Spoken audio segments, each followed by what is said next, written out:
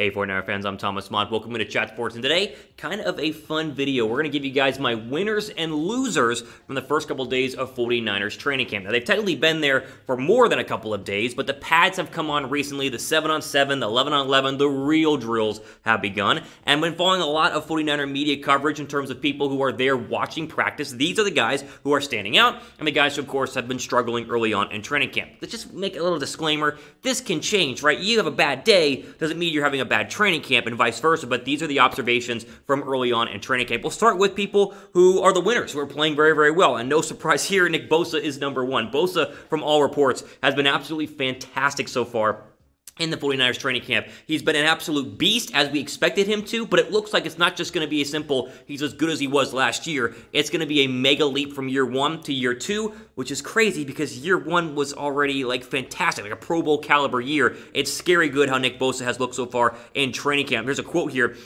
He was asked, or an observation, I think it was Chris Binderman from the Sacramento Bee said, quote, Nick Bosa was excellent today. Sacked Jimmy Garoppolo and blew up a Raheem Mostert sweep on the next play in 11-on-11s. And one-on-ones, he beat Trent Williams with an inside move, and then Williams put him on his ass the next rep. And that's just one of many accounts about the greatness of Nick Bosa so far in training camp. A lot of people who are live tweeting from practice that I'm following are saying he's looked absolutely fantastic. So an obvious winner, a winner we expect to be on this list day in and day out. We'll do this, from time to time here as training camp continues. But good to hear that Bosa not only looks as good as last year, but better than he was last year at the same time. Before we keep going, though, I got to give a big shout out and a big thanks to all of you guys watching. We just hit 27,000 subscribers. We were at 26 yesterday, and now we have 27,000 subs here on what is the best 49ers YouTube channel, the best coverage of the 49ers, and I've done that to try to give you guys the best option on this platform, and you guys have repaid me by subscribing 27,000 times over, and I appreciate each and every one of you guys. So if you're not subscribed, though, go ahead and click that red subscribe button, because this kind of coverage,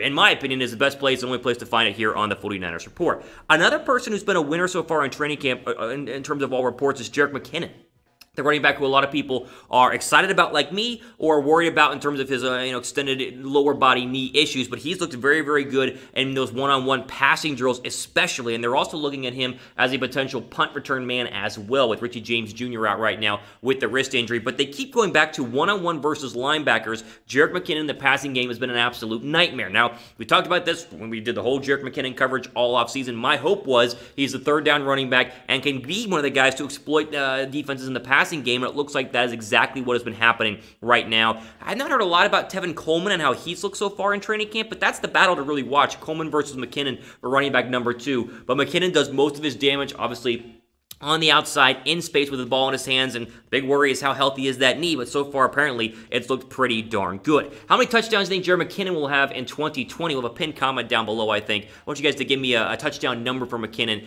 down below in that pinned comment.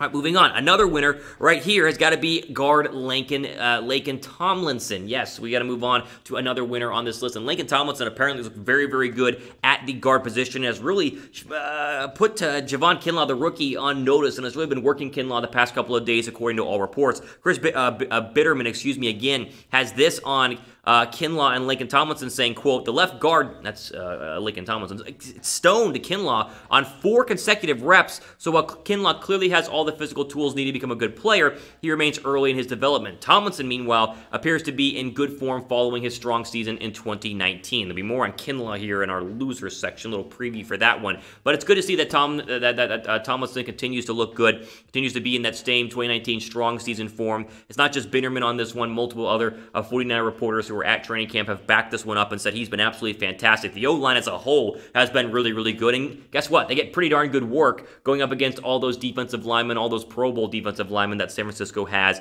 overall. But right now, these are your 3 big winners, which leads us into our next big winner here just after this YouTube ad break.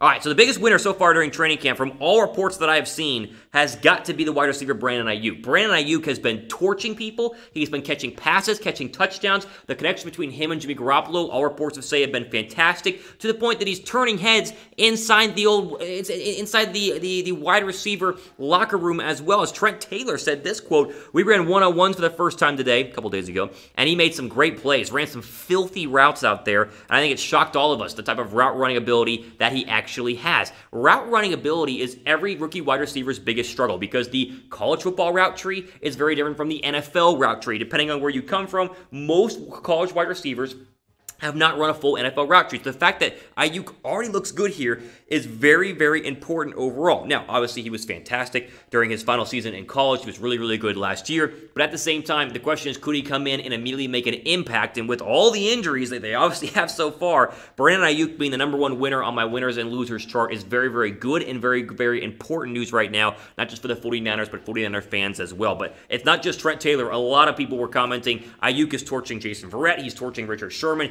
He is going to be a deep threat extraordinaire. I think he's going to be Chris Godwin, or sorry, he's going to be Marquise Goodwin, at least what we thought Marquise Goodwin could have been, or what he would have been if he would have not gotten injured and actually turned out to be a superstar. So I've liked what I've seen about Trent with Brandon Aiyuk, and I think that's great news so far for the 49ers. You guys have a training camp winner so far? Who do you think? Who have you been following up on? Who do you think has been having the best training camp? Let me know in the comments section down below.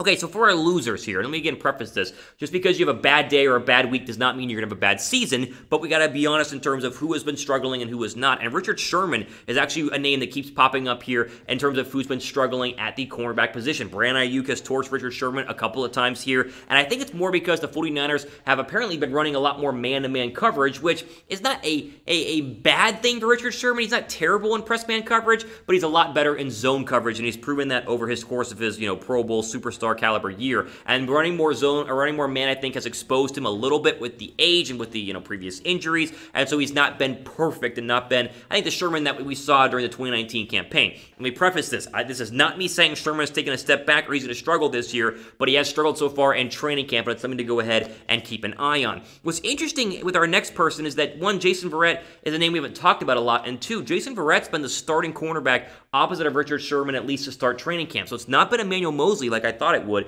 and it's not been a Keller Witherspoon, but it might not be for long because Jason Verrett apparently is getting absolutely obliterated by the current wide receivers and I guess what is Brandon Aiyuk on the opposite side as well for San Francisco. Niners Nation said this about Verrett, quote, took all the reps opposite of Sherman with the first-team defense and gave up a 50-yard touchdown catch to Aiyuk. Let him run right by. The play looked like the touchdown catch Jason Verrett gave up against the Steelers last season. Might be time for him to retire. He's just not the same player he was before the injuries. This feels like they're letting Verrett at least have a shot at making the team as a cornerback. They're putting him against starters, but he's not being able to hold up, which means you'll probably see him either cut or he'll be a third-string, fourth-string cornerback, and they're going to insert, like I think they really should, Emmanuel Mosley or Keller Witherspoon at that spot. But, I mean, listen, bad news for Verrett, bad news for Sherman, but Aiyuk, again, there's his name. He's been absolutely fantastic and been dominating these San Francisco 49er quarterbacks. What's also important here is that we get football and actually have football, so you guys should be wearing a mask, and we have some great face coverings here, as we have had for weeks and weeks and weeks. You guys keep asking for them. You guys keep buying them. So here they are again.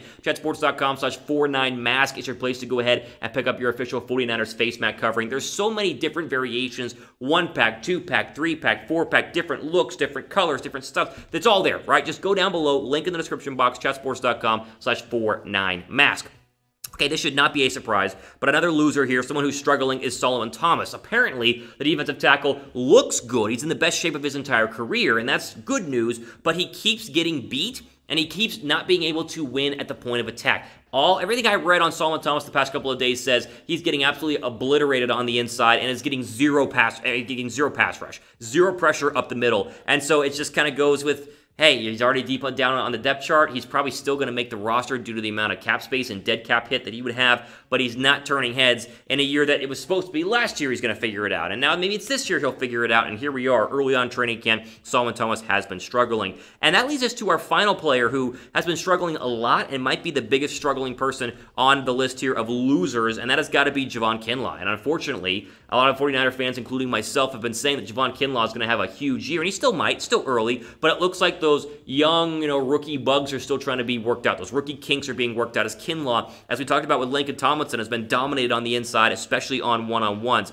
Niners Nation said this about Javon Kinlaw, quote, could not beat Laken Tomlinson during the one-on-one pass rush drills. Kinlaw seems over-eager, normal for a rookie. He might improve as training camp goes on, but today wasn't a promising start. So, Interior defensive line's got some work to do. The pass rushers on the outside, D4, Nick Bosa, they look fine. But Kinlaw, it might not be a immediate plug and play, going to ball out and just take over for DeForest Buckner like I hope he would. It might take some time, and hopefully they're working these things out right now on that defensive line. But there you go. That is the losers on our winners and losers list. If you guys have a loser so far in training camp, let me know down below in the comments section. But I think overall it has been good news. Yes, they're dealing with injuries. Yes, of course, you got some rookies, trying to figure things out. But overall, with Bosa, McKinnon, Tomlinson, and Aiyuk being winners, that's good news. I think Sherman will figure things out. I think Verrett will eventually be put down to the depth chart or he'll be cut. Solomon Thomas is what he is. And Javon Kinlaw's young, and hopefully he's able to figure things out sooner rather than later because they are expecting him to be the starting defensive tackle, obviously alongside Ford and Armstead and Nick Bosa. We're going to do this video a lot more in the coming days and weeks, so we'll update you as this list continues to change and grows, and it's training camp. You hear stuff. It all changes, so don't worry in terms of this guy's going to stink forever, because I think they're going to be okay overall. 49ers are a very good football team. All the time we have for today here in the 49ers Report, though. I'm Thomas Mott signing off for the rest of your day.